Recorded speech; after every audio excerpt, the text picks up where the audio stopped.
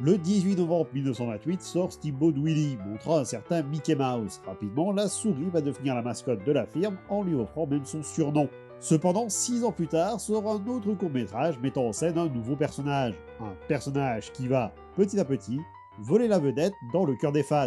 Aujourd'hui, on parle de Donald Duck.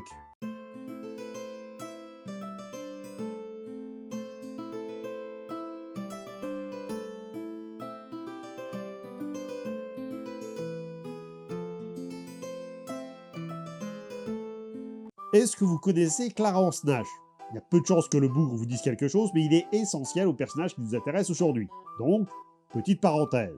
Clarence Charles Nash est né le 7 décembre 1904 dans l'Oklahoma. Assez vite, il se découvre un talent, celui de pouvoir imiter les animaux. C'est un talent comme un autre, je présume. Moi, par exemple, je suis super fort pour imiter les conditions climatiques.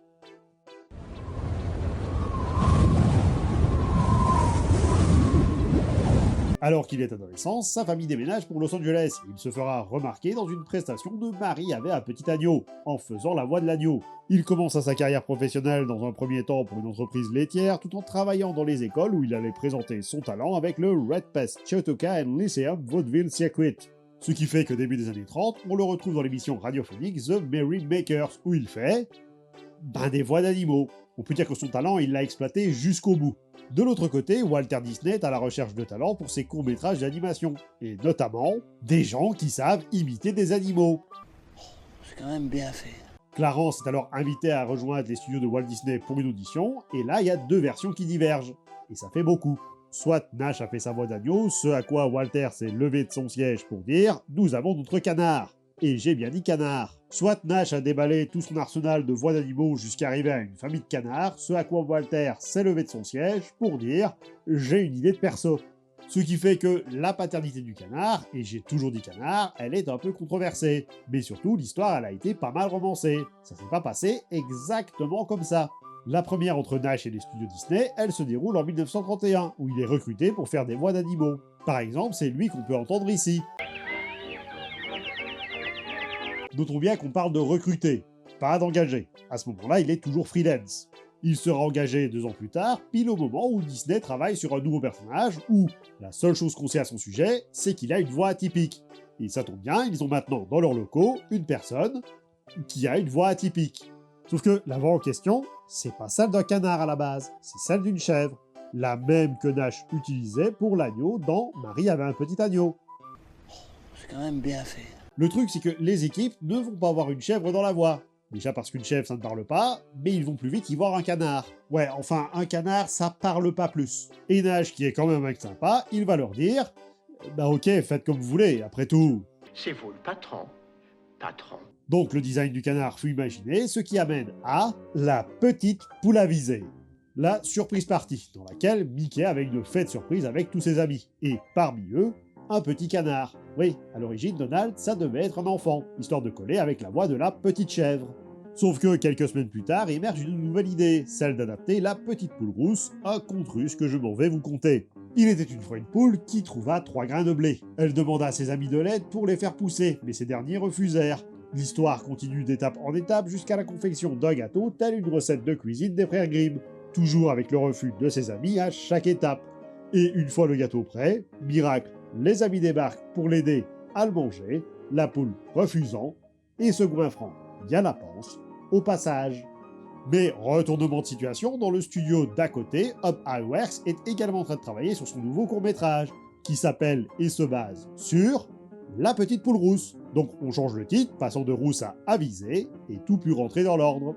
Dans le rôle de la poule, on retrouve bien entendu la poule, et dans le rôle des amis, on a Peter Pig, cousin des 3 petits cochons sortis 1 an plus tôt, et bien entendu Donald Duck, devenant l'un des seuls personnages des Silly Symphonies à devenir un personnage récurrent par la suite, avec les 4 cochons qui auront droit à des caméos ici et là.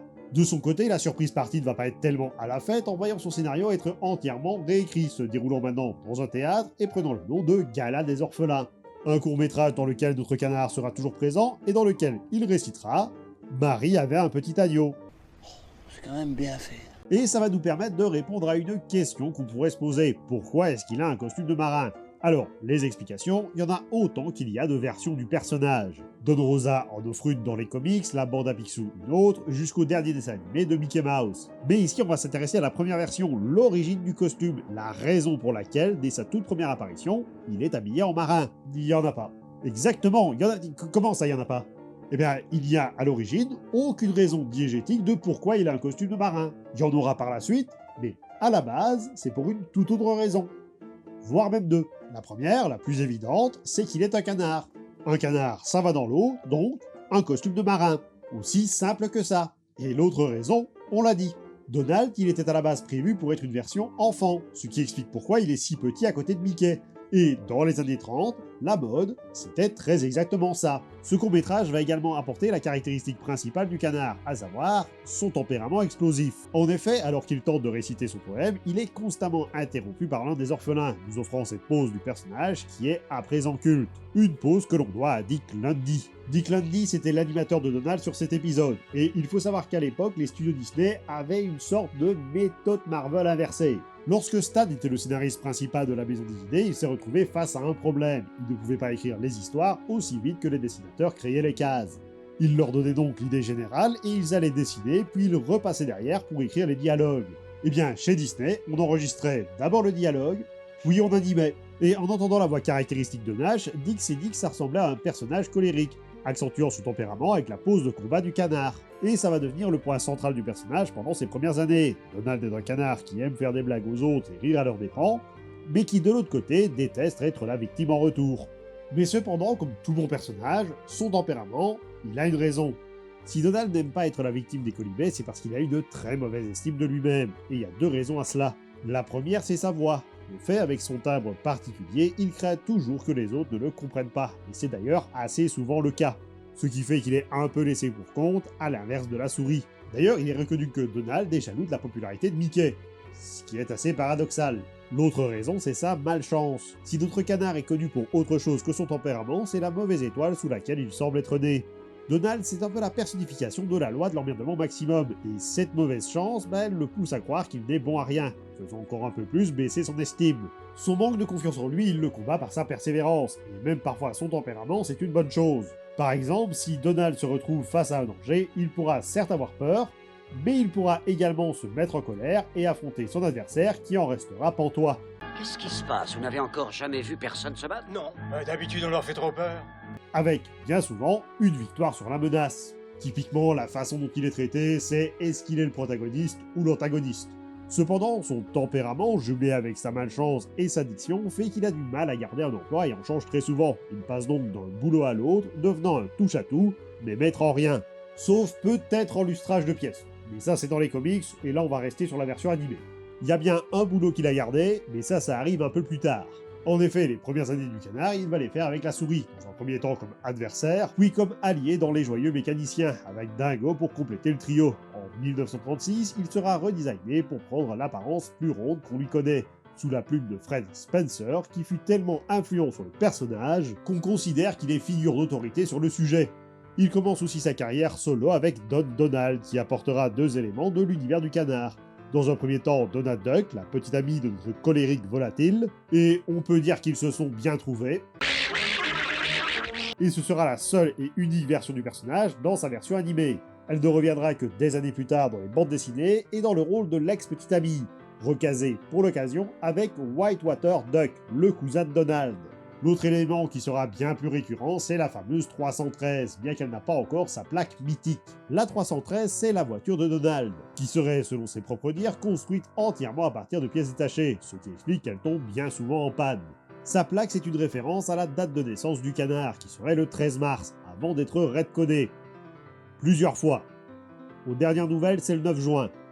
Et la voiture existe aussi dans la vraie vie. C'est en réalité une American Bantam. D'ailleurs, Mickey conduira une voiture similaire. En 1938, dans Les Neveux de Donald, c'est Riri, Fifi et Loulou qui vont débarquer, un an après leur création dans les comics, dans lequel on va retrouver Fifi arborant une couleur orange sans aucune explication, ce qui fait pas beaucoup de sens.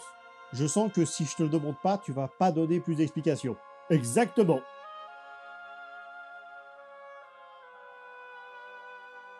Et donc, pourquoi ça fait pas de sens? Parce que les couleurs, elles sont pas choisies au hasard. Au départ, les trois neveux étaient assez interchangeables, mais quand il a été question de définir leur couleur, une phrase mémotechnique a été inventée. Bon, la phrase est en anglais, donc elle marche pas en français, mais en gros, le rouge est la teinte la plus vive, ce qui se dit you, qui donne yue, riri. Vient ensuite la rosée, qui est bleue. Rosée se dit doux, donc doué, fifi. Ce qui laisse loulou, laissé se disant livre, livre voulant aussi dire feuille, et les feuilles sont vertes. Et à moins que l'eau ait un gros, très gros problème, elle n'est pas orange. Il n'y a pas grand chose à dire sur les neveux dans les courts-métrages, et surtout dans les comics qui vont se démarquer. Ici, ils sont surtout là pour mettre leur oncle en colère pour notre plus grand plaisir. 200 plus tard, c'est Daisy qui fait son arrivée, créée par nul autre que Karl Barks. Et oui, on parlera de Karl Barks un jour, ne vous en faites pas. Daisy, c'est la petite amie de Donald, ça semble être un peu réducteur comme ça, mais c'est un point super important. Car de tous les personnages de la firme, elle est la seule à pouvoir contrôler son tempérament. Et oui, même son ex, elle y arrivait pas. Mais ça ne va pas non plus être la seule caractéristique. Avec le temps, elle va développer une personnalité, devenant une admiratrice de mode, et surtout, c'est le personnage le plus en accord avec son époque, que ce soit dans ses gestes ou dans ses phrases. On a découlé un personnage social qui a parfois un peu trop d'enthousiasme quand elle est avec ses amis. De même, un personnage assez autoritaire qui peut mettre mal à l'aise les 10 compagnons. Cependant, il y a une bonne raison à cela. Étant le personnage le plus terre-à-terre et le plus mature de la bande, elle est là pour équilibrer les autres personnages qui sont parfois plus caricaturaux. Comme son copain, elle aime bien attirer l'attention et jalouse ceux qui sont plus dans la lumière qu'elle. Mais contrairement à Donald, elle veut prouver sa valeur par des moyens légaux. Si elle doit gagner la célébrité, ce sera par son talent et pas par des magouilles. Mais la célébrité ne fait pas tout, et notre Cannes finira par comprendre que l'amitié est plus importante, sacrifiant par exemple sa place sur scène aux côtés de Mickey pour la céder à Minnie. Et ça, c'est beau. Daisy, comme pour les autres personnages, elle va surtout se retrouver dans les bandes dessinées. Pour ce qui est des courts-métrages, elle aura une courte carrière de quelques années avant de disparaître pour un bon moment, dans un court-métrage où on la retrouvera en tant que femme au foyer, accro à la caféine, et devant s'occuper de son fils. Oui, canoniquement, Donald est papa. Ce qui nous amène aux années 40 et un très léger événement dont vous avez peut-être entendu parler. That's the story. You've seen your bonds at war, what they bought, how they were used. Donc, qui dit Seconde Guerre mondiale dit film de propagande, qui dit film de propagande dit on va aller voir les spécialistes de l'animation pour en faire, et c'est donc ainsi que les figures qui faisaient rire les enfants se mettent à vendre des obligations de guerre. Et dire qu'il y en a qui pensent que le dessin animé avec Bugs Bunny et la drogue est un scandale. Pas que ce soit spécialement bien, mais disons que c'était pas la première fois qu'ils sortaient de leur zone de confort. Et Disney, il doit choisir le personnage qui va incarner ce militaire fort et courageux qui va au combat. Il a alors le choix entre Mickey, le héros par excellence qui n'a peur de rien, Dingo, l'américain moyen qui écoute docilement le narrateur dans ses courts-métrages, ou Donald, le colérique qui fait des gaffes. Et là où tout le monde se dirait « On garde celui qui n'est pas le canard », il décide de partir avec lui, ce qui lui donnera ironiquement le seul boulot qu'il gardera plus d'un court-métrage. Dans un premier temps, il ne va pas rentrer dans les ordres militaires, mais simplement expliquer aux bons citoyens de l'oncle Sam qu'il doit payer ses taxes. Je crois que ça marcherait toujours si on faisait ça à notre époque, genre un épisode de Pat' Patrouille où il t'explique que c'est cool de payer ses impôts. Bref, il finit par rejoindre l'armée.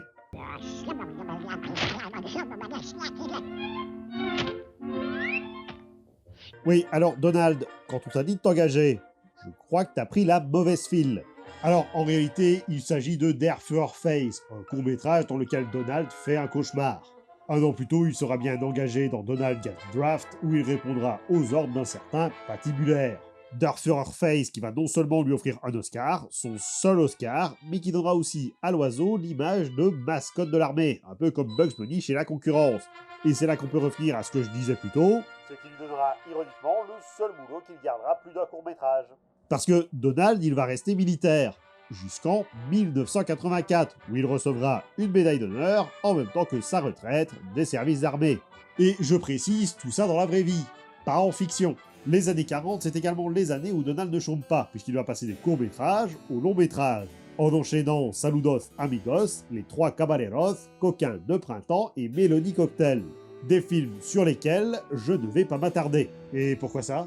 Alors au choix, soit parce qu'il n'y a pas grand chose à dire dessus, soit je repars pour 4 parenthèses de 10 minutes. Ok, donc il n'y a pas grand chose à dire dessus. Alors, il y a quand même 2 trucs à dire dessus, à savoir que les films vont introduire 2 nouveaux personnages dans l'univers du canard. José Carioca, le perroquet brésilien, qui est tout à l'opposé de Donald en termes de caractère, et El Gallo José Francisco Alessandro de la Lima y de la Loma Pancho Alegre, plus connu sous le nom de Panchito Pistol, un coq mexicain amoureux des fêtes et de la jante féminine. Deux figures qui ne seront pas forcément très présentes dans le futur, mais qui font partie intégrante de l'univers du canard. La raison pour laquelle Donald se trouve dans ces longs métrages, elle est assez simple. Toujours en partant du principe qu'il n'y a pas grand chose à dire dessus. À cette époque, Donald, ce n'est plus le sidekick qui apparaissait aux côtés de la souris. Durant les années 40, depuis qu'il a pris son envol, Donald a été dans plus de courts-métrages que Dingo et Mickey. Réunis. Donald, c'est la star, c'est l'ambassadeur de Disney, et pour certains, c'est même un symbole de l'Amérique. Ce renversement de popularité, il peut s'expliquer simplement. Mickey, le héros de l'époque, c'est un alter ego de Walter, et c'est le personnage ultra lisse, sans défaut, qui fait toujours les bons choix, bref, on s'emmerde. Alors que de l'autre côté, on a un canard colérique, rempli de défauts, qui n'hésite pas à faire des coups fourrés, puis à se bouffer le karma derrière, tout en pouvant être la victime à la base. Maladroit, pas compréhensible, tout ça. Donc forcément, les gens, ils préfèrent le canard. Et ce ne sont pas les années 50 qui vont changer quelque chose. Donald étant la star de Disney, on rajoute à son arc d'adversaire 2 écureuils qui lui donneront ses meilleures histoires. Pareil, tic-tac une prochaine fois. Le point culminant, ça va être durant la 30e cérémonie des Oscars, où l'un des maîtres de cérémonie, c'est... une star, je vous dis. D'où le côté paradoxal du personnage. Dans l'histoire, il est jaloux de Mickey, mais dans la vraie vie, il l'a un peu laissé sur place niveau popularité. Après ça commencent les années 60 et un peu la traversée du désert pour nos héros. On aura bien l'émission Le Monde Merveilleux de Disney. Si vous voulez en savoir plus, on en avait parlé dans la vidéo sur Peter et Elliot le Dragon. Le lien est là. Mais Disney, il n'est pas chaud à l'idée d'y foutre ses personnages phares, parce que suite à des problèmes financiers dus à l'échec de La Belle au Bois dormant, pareil, on va dire qu'il n'y a pas grand chose à dire dessus. La qualité de l'animation, elle a baissé, donc Mickey, Donald, Dingo et toute la clique s'est rangée au placard, et on découvre Donald Dingue. Donc que je déteste, donc jusqu'à la fin de la vidéo, je vais utiliser son nom anglais de Ludwig van Drake, qui pète quand même un peu plus la classe. Alors, Ludwig, c'est l'oncle de Donald, et directement, on a un doute sur l'arbre généalogique du personnage. Parce que d'un côté, on en fait un lointain cousin du père de Donald, mais de l'autre, pour Don Rosa, il serait le mari de Mathilda, l'autre sœur de Picsou. Ce serait donc un oncle par alliance. Ce canard viennois est un psychiatre scientifique ayant étudié à Oxford, Cambridge et Heidelberg et un héros de la guerre comme son neveu. Sauf que lui, c'était de la Première Guerre mondiale, où il a réussi à abattre 5 avions dès son premier vol. Bon, 5 avions de son propre camp, mais 5 avions quand même. Bon, vous l'avez compris, le professeur Ludwig van Drake, c'est un petit peu le scientifique doudingue. Il n'est pas méchant, mais parfois, il est un peu compliqué à suivre. Par exemple, on lui donne la soixantaine, mais il précise lui-même qu'il a été reporter pour le carnaval de Rio depuis sa création, ce qui lui donnerait presque 400 ans. Alors, j'ai vérifié, un canard, ça vit pas aussi vieux. Il aura bien quelques interactions avec son neveu, mais à ce moment-là, c'est très limité comme échange. Par contre, si vous allez en Californie, vous pourrez entendre sa voix. Ludwig, il est doublé par Paul Frees, qui est le narrateur de La Maison Fantôme et de Pirates des Caraïbes, et dont la voix sera d'ailleurs réutilisée pour le 3e volet de la saga cinématographique. Notre monde est tout petit. Pour le reste des années 60 et 70, Donald sera surtout présent dans des films éducatifs et des publicités. Je présume que même les canards doivent payer des factures. Mais on arrive aux années 80 avec la série la plus célèbre de Disney. Vous vous doutez que la bande à Picsou étant basée sur Picsou et les bandes dessinées, on va pas en parler ici. Mais pour le plaisir, générique. Il vaut des milliards en or, en dollars, Picsou. Et dans la même idée, on va pas non plus parler de Mr. Mask, déjà parce que c'est un spin-off de la bande à Picsou, et qu'en plus Donald n'y apparaît même pas. Mais pour le shot de nostalgie, générique. Bon, on va quand même parler d'un détail, parce que Donald, il apparaît dans la bande à Picsou. Il apparaît peu, mais il est là. Et on apprend que s'il laisse ses neveux à Picsou, c'est parce qu'il est engagé dans la Navy. Voilà, 50 ans, et on a enfin une explication de pourquoi son costume. Il aura bien entendu sa scène iconique dans Roger Rabbit, qui a bien plus marqué les esprits, encore une fois, que celle de Mickey. Mais c'est dans les années 90 que le personnage va sans doute avoir sa plus grande évolution. Quack en vrac. Quack en vrac, c'est un petit peu un ovni dans le milieu des dessins animés Disney, parce qu'ils vont faire quelque chose qu'on n'avait jamais fait jusque-là. Faire vieillir leur perso. La série, elle va se présenter comme un gros coup de pied dans l'univers des canards. Il faut savoir que vient de se finir l'une des séries les plus populaires de Disney, qui a défini pour beaucoup ce qu'était Donald et son entourage. Et là, tu as 2 producteurs qui débarquent et qui disent « On va rien garder de tout ça et on va repartir sur les vieux cartoons. » Ouais, super idée. Enfin, rien gardé, faut le dire vite, parce que l'intrigue se passe quand même à Canardville, malgré le fait qu'il n'y ait ni Picsou ni Flagada Jones. Pareil, on reprend le côté naval puisque la série se passe après sa retraite de la Navy. Et ce faisant, il abandonne son costume de marin au profit d'une chemise hawaïenne, chemise qu'il aura également dans le jeu Maui Malar, et rien que pour ça, c'est des points en moins. Il va aussi se trouver un nouveau métier, celui de caméraman pour une chaîne de télé.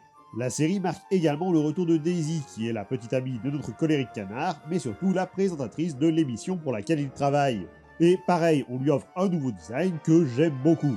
Moins que celui de Tous en boîte, mais badass quand même.